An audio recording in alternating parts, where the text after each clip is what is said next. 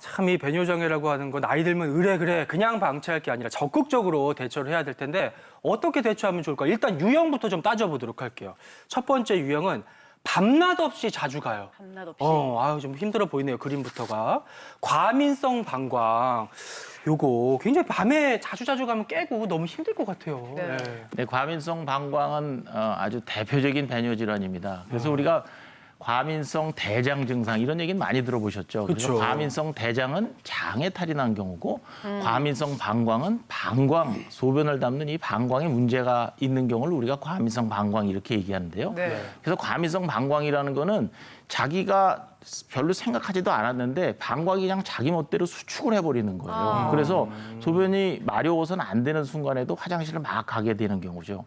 그래서 과민성 방광의 대표적인 증상은 급방뇨입니다. 빵요. 그래서 우리가 이런 급방뇨가 있으신 분들은 어떠냐면 설거지를 하려고 이렇게 해서 물을 딱 틀으면 물을 틀었는데 물소리만 들으면 이거 설거지를 해야 되는데 오줌이 마려우니까 아이고. 그냥 하던 그릇 놓고 바로 화장실을 가게 되는 경우. 네. 그러다가 화장실을 가다가 더 심한 분들은 막 줄줄줄줄 소변을 흘리면서 가는 경우. 이게 아주 대표적인 과민성 방광의 증상입니다. 그래서 네. 급방뇨, 절박성 요실금 요게 과민성 방광의 대표적인 증상이고 네. 이런 증상과 더불어서 소변이 너무 자주 마렵거나 그리고 자다가 자꾸만 화장실을 일어나서 가게 된 경우 이런 경우가 과민성 방광의 대표적인 증상들이라고 말씀드릴 수가 있겠습니다. 그렇군요. 지금 이제 과민성 방광의 상태를 비유하기 위해서 이영래 교수님 옆에 저희가 물을 채운 풍선들을 놔뒀어요. 그러니까 비슷한 양의 소변이 차도 과민성 방광의 경우에는 금방 요일을 느낀다고요. 예. 그 옆에 제 옆에 이제 풍선이 네 개가 있는데 네. 우리 몸의 소변이 이제 콩팥에서 만들어져서 요관을 타고 방광으로 들어오게 되면 여기 보시는 것처럼 한 100cc 정도 소변이 차면 막 다 똑같습니다. 아, 소변이 조금 차는구나. 그러다 한 250cc 정도 되면 소변이 좀 마렵네. 뭐 참을 수는 있죠. 이제 화장실을 이제 슬슬 찾겠죠. 사람에 그쵸. 따라서.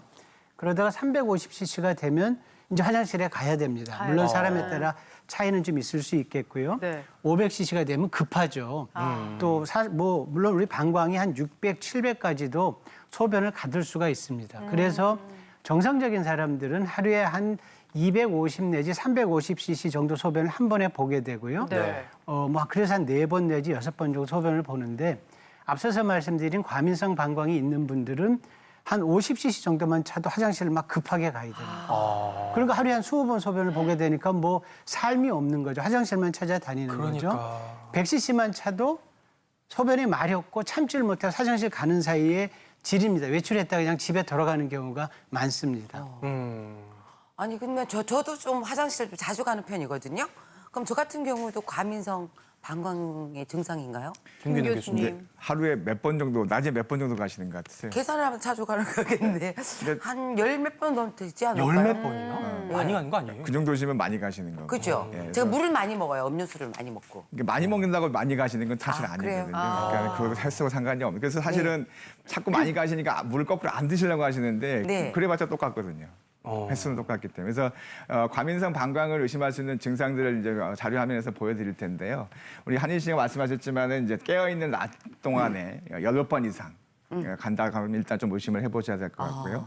그다음에 소변을 보기 위해서 자다가 2번 이상 깬다. 그러니까 뭐 한 번 정도 깨는 것까지는 뭐 그러려니 할 수 있지만 2번 이상까지 깬다 그러시면 조금 의심을 해보실 필요가 있겠고요.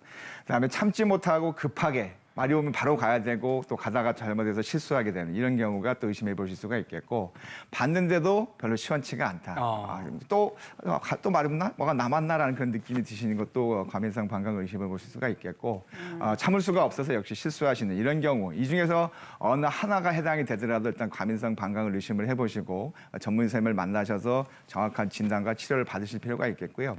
실제로 우리나라의 그 유병률을 조사해 보면은 약 성인에서 12.2% 정도가 이 과민성 방광이라고 돼 있습니다. 그래서 남성에서는 한 9명이 1명 정도, 그리고 여성에서는 한 7명 1명 정도가 이 과민성 방광 때문에 고생을 하고 계시기 때문에 의외로 상당히 많은 수가 고생한다고 보실 수 있겠습니다. 네, 한두 가지씩은 대부분 해당이 되실 것 같은데 어떻게 대처하면 좋을지 퀴즈로 한번 풀어볼까요? 문제 보겠습니다.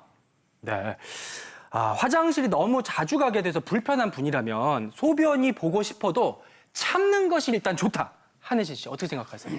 옛날에 참으면 병이 된다고 그랬어요. 그래서 그렇지. 저는 X입니다. 아, 참으면 예. 병된다.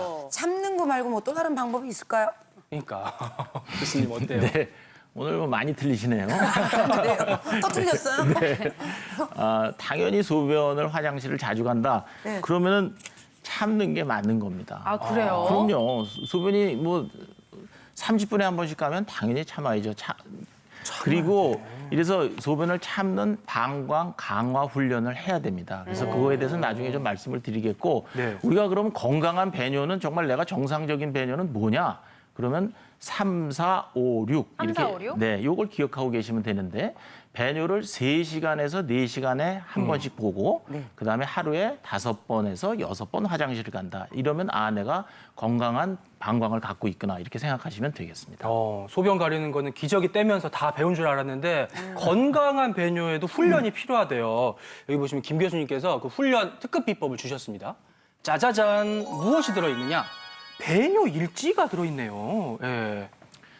네, 배뇨 일지는 자료 화면이 나올 텐데 예, 배뇨 일지는 우리가 이제 저렇게 적었거든요. 생겼구나. 네, 그래서 이제 저렇게 시간이 쫙 나와서 우리가 소변 보는 걸 한번 체크해 보는 겁니다. 그래서 저런 종이는 우리가 인터넷을 보면은 인터넷 보면 많이 찾을 수가 있고 예. 저걸 찾기가 힘드시다 그럼 자기가 그냥 빈 종이에다가 저걸 쓰셔도 써요? 됩니다. 그래서 아침에 눈을 떴어요. 그래서 화장실을 갔어. 그래서 6시에 갔다 그럼 6시에 체크. 제일 좋은 건 이제 소변 양까지 체크하면 좋지만 양까지. 소변량을 체크하기가 뭐하시다면 그래도 시간만이라도 시간이. 6시에 체크. 6시에 갔는데 뭐 아침 먹고 이렇게 돌아다 보니까 7시에 소변이 또 말이요. 7시 체크. 봤더니 또 돌아다니다 8시 반 체크, 10시 체크. 그래서 이제 하루 종일 24시간 동안에 소변 보는 걸 한번 체크해 보니까 내가 15번을 소변을 본다. 네네. 이렇게 보면 굉장히 소변을 많이 보시는 거죠. 아까 말씀드렸듯이 3시간에서 4시간 뭐 7, 8번을 봐야 돼. 5번에서 6번을 봐야 되는데 이렇게 많이 보시면 아 내가 배뇨에 문제가 있구나 이렇게 생각을 하시고 네. 그래서 어떤 걸 하셔야 되냐면 내가 소변을 너무 자주 본다. 본 지가 1시간밖에 안 됐다. 그러면 15분간 소변을 참는 연습을 하는 겁니다. 그래서 1시간이 지나고 소변을 봤는데 아 15분을 참으니까 괜찮아. 괜찮아. 예, 그러면 다음엔 또 한 30분을 참아보는 거예요. 아 또 괜찮아. 그래서 15분, 30분, 45분, 1시간 이렇게 소변 보는 시간을 좀 늘려감으로써 나중에는 아까 말씀드린 3시간에서 4시간 되는 정상적인 배뇨를 보실 수 있도록 방광 훈련을 하시는 것을 권해드리고 싶습니다.